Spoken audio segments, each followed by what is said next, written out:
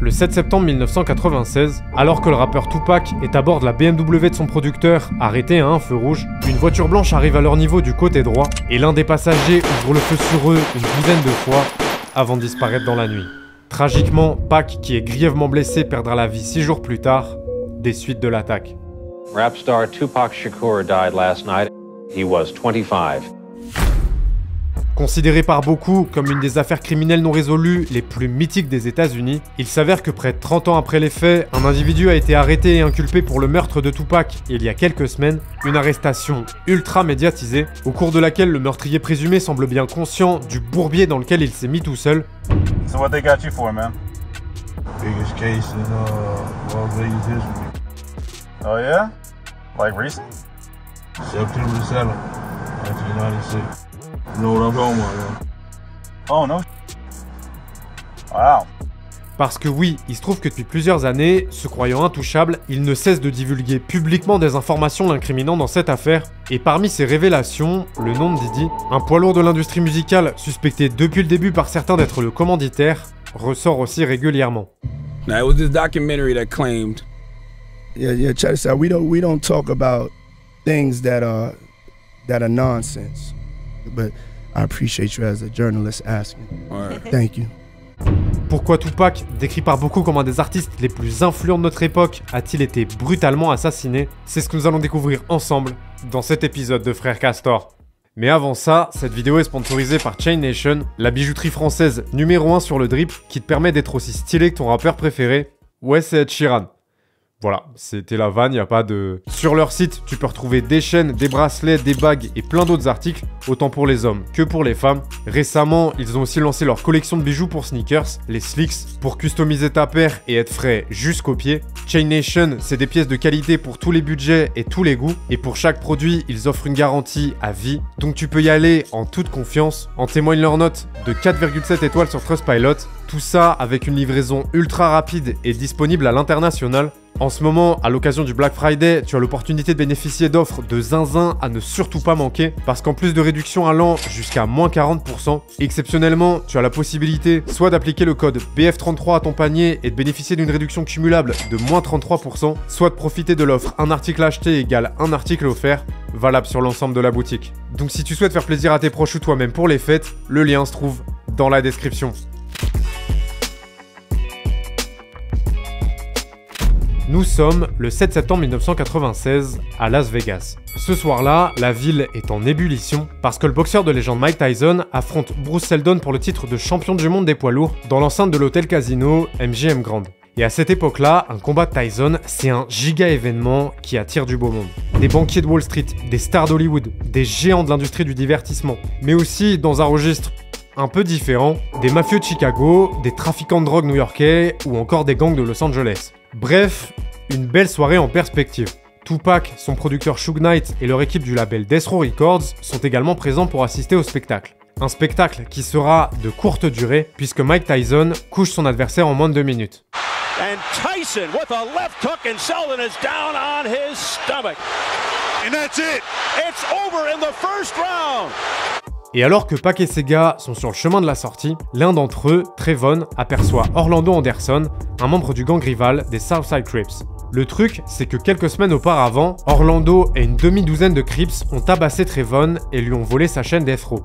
Du coup, dans la foulée, Tupac voit rouge, se dirige droit vers lui et commence à le frapper. Très rapidement, il se retrouve au sol, encerclé par l'équipe de Death Row et se fait tabasser pendant une vingtaine de secondes jusqu'à ce que des agents de sécurité réussissent à les séparer. Il est maintenant presque 21h et Pac et ses gars se barrent en vitesse du MGM Grand avant que la police n'arrive. De son côté, Orlando s'en sort plutôt bien puisqu'il n'est pas trop amoché et face à son refus de coopérer et de déposer plainte, les autorités sont contraintes de le laisser partir. Un incident qui sur le moment paraît sans trop de gravité, mais malheureusement, la soirée ne fait que commencer, étant donné que plus tard dans la nuit, Tupac est censé monter sur scène au club 662, une boîte appartenant à Suge.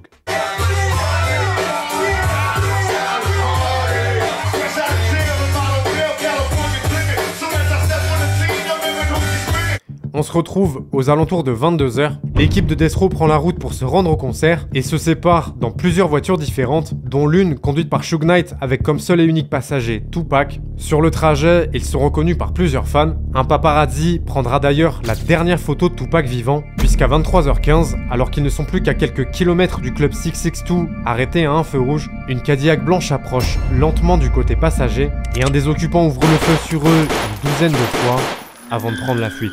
Pac est touché à 4 reprises dans le torse, la hanche et la main. Dans la confusion, Suge, qui lui est blessé à la tête, fait demi-tour et fonce dans la direction opposée des assaillants avant de s'arrêter quelques rues plus loin. Puis rapidement, les secours les prennent en charge et les transfèrent en urgence vers l'hôpital le plus proche. Au cours des jours suivants, les médecins font tout leur possible pour tenter de sauver Tupac, qui est dans un état critique. Son poumon droit, perforé par une balle, devra être retiré. Il sera même par la suite plongé dans un coma artificiel. Mais malgré leurs efforts pour le maintenir en vie, Pac finira par succomber à ses blessures et sera officiellement déclaré mort 6 jours après l'attaque, dans l'après-midi du 13 septembre 1996, à l'âge de 25 ans. Tupac Shakur dead at the age of 25 of gunshot wounds sustained Saturday night, September 7th in Las Vegas. Police still have no leads on suspect or motive. Lorsque l'annonce tombe, ça provoque une véritable onde de choc qui marquera à jamais l'histoire du hip-hop, car Tupac, de par sa musique, son parcours et ses engagements, est considéré comme une véritable légende par toute une génération, et forcément, son assassinat entraîne aussi un déferlement d'accusations et d'allégations partant dans tous les sens, des spéculations malheureusement encouragées par le fait que pendant 27 longues années, l'enquête menée par les autorités semble au point mort. Dès le début des investigations, le travail des enquêteurs s'annonce compliqué, étant donné que la loi du silence règne et qu'absolument personne n'accepte de coopérer avec la police, pas même Suge Knight, lui aussi blessé lors du drive-by. Et en dépit de plusieurs pistes envisagées, très vite, l'enquête piétine. Sauf que plus le temps passe, plus les gens sont convaincus que cette affaire restera non résolue. Du coup, au fil des années, de nombreuses théories plus ou moins obscures émergent.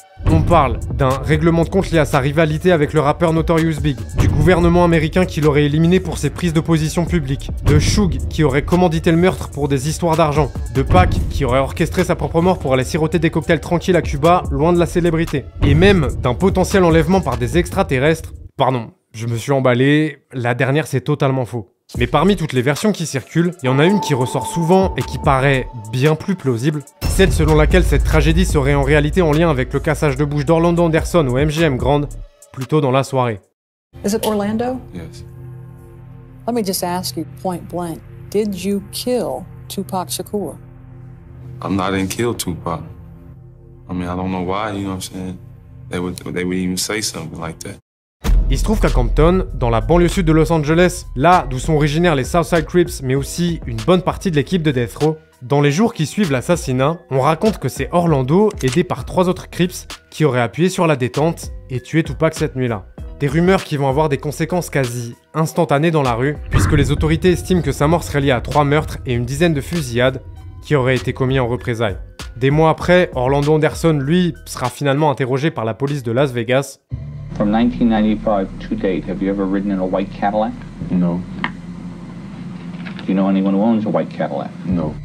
Mais faute de preuves, il ne sera pas poursuivi. Et comme le 29 mai 1998, soit un peu plus d'1 an et demi après l'assassinat de Tupac, Orlando perd la vie lors d'une fusillade avec un gang rival qui n'a aucun lien avec l'affaire. Pendant un temps, cette piste est carrément abandonnée.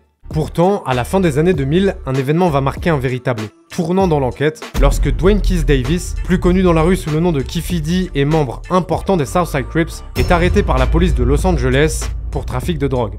Le truc, c'est que Keffe, c'est l'oncle d'Orlando Anderson et qu'il était présent avec lui à Las Vegas le soir du meurtre. Et alors que pour son affaire de drogue, il risque plusieurs dizaines d'années de prison, les enquêteurs lui proposent un marché. Keffe D leur révèle tout ce qu'il sait sur l'assassinat de Tupac et en contrepartie, les poursuites contre lui sont abandonnées.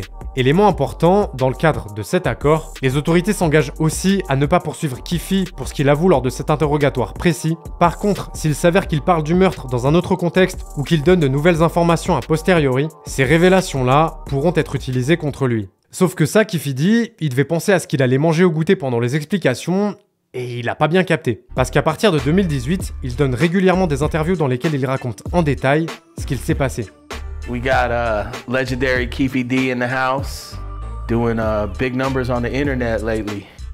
Et cerise sur le cheesecake, l'année suivante, il publie également un livre autobiographique dans lequel il dédie plusieurs chapitres à l'affaire. C'est pas une vanne. Du coup, grâce à lui, on apprend que le 7 septembre 1996, les faits se sont en réalité déroulés comme ça. Keefe D, son neveu Orlando Anderson et une dizaine de Southside Crips sont présents au combat ce soir-là, et quand ils apprennent que Pac et son équipe ont tabassé Orlando dans le hall du MGM Grand, ils se mettent en tête de se venger, car un rappeur qui frappe un membre de gang, pour eux, c'est une giga humiliation. Le plan est simple, comme ils sont au courant que Tupac doit donner un concert au club 662 plus tard dans la soirée, ils décident de s'y rendre pour le faire payer. Mais une fois sur place, ils constatent que Pac et ses gars ne sont pas encore arrivés. Et après avoir attendu pendant de longues minutes, planqués dans leur voiture garée près du club, ils décident de bouger et se disent qu'ils auront l'occasion de régler ça une autre fois. Sauf que, quelques rues plus loin, ils croisent les voitures de l'équipe de Death Row qui roulent dans le sens opposé et aperçoivent Tupac à bord de l'une d'elles en train de faire des signes à ses fans. C'est maintenant ou jamais. Ils font demi-tour et les suivent, puis lorsque le convoi Death Row s'arrête à un feu rouge, la Cadillac blanche des Crips passe par la droite et approche lentement jusqu'à arriver au niveau de la BMW de Suge. C'est à cet instant qu'Orlando Anderson, assis à l'arrière, pointe une arme sur eux et ouvre le feu à 13 reprises avant de disparaître dans la nuit. We pull up to the little stoplight. That first shot, he hit Big Boy in the head. I thought he was dead. So when Orlando shot Tupac and Suge. Yeah, he did his thing, yeah. Des déclarations en forme d'aveu qui bien évidemment vont relancer l'enquête. Et comme Keefe est le seul toujours en vie des 4 Southside Crips présents dans la Cadillac cette nuit-là, ce qui devait arriver arriva, puisque le 29 septembre 2023, soit 27 ans après les faits, la police de Las Vegas arrête et place en détention provisoire Keefe D pour le meurtre de Tupac. Un crime pour lequel il risque jusqu'à la prison à perpétuité et pour lequel il plaide non coupable. Au moment où je tourne cette vidéo, la date de son procès est prévue pour juin 2024. Du coup, pour l'instant, c'est difficile de prédire quelle sera l'issue de cette histoire. Mais une chose est sûre, c'est qu'il y a quelqu'un d'autre qui suit activement l'avancement de l'affaire, parce que lui aussi pourrait bien se retrouver derrière les barreaux. Dès le début de l'enquête en 1996, le nom de Diddy, alias Puffy, ressort aussi régulièrement quand on évoque la mort de Tupac, étant donné qu'à cette époque, lui et son équipe de Bad Boy Records, qui représente la côte Est, sont en guerre ouverte contre Suge Knight et son label Death Row, qui représente la côte Ouest. Et au fil des années dans le milieu du hip-hop, des artistes comme 50 Cent ou Eminem ont d'ailleurs fait référence plusieurs fois à la potentielle implication de Diddy.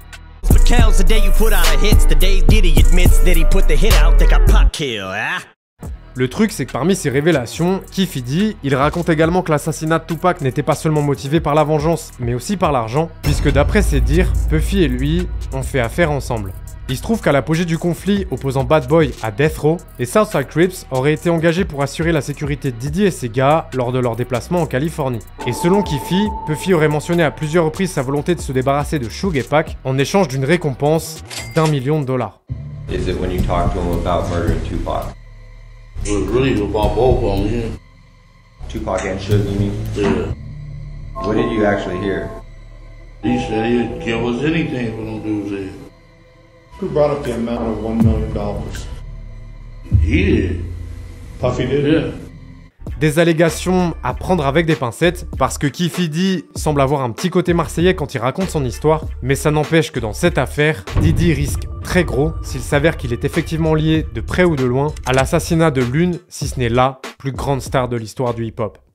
We look at death from a selfish side, like, you know, that guy died, oh, it's so sad. Why is it sad? He's away from all of this bad stuff that's here on earth. At the worst, he's just somewhere quiet, no nothing. At best, he's an angel, or he's at the next existence, or he's a spirit somewhere, you know. What is so bad about that? Si tu as apprécié cette vidéo et que tu veux que j'en fasse d'autres, tu le sais, lâche un gros pouce bleu. Je t'invite à aller regarder cette vidéo dans laquelle je te raconte comment Doja Cat est entrée en guerre contre ses propres fans, ou celle-ci qui explique pourquoi YNW Melly risque la peine de mort.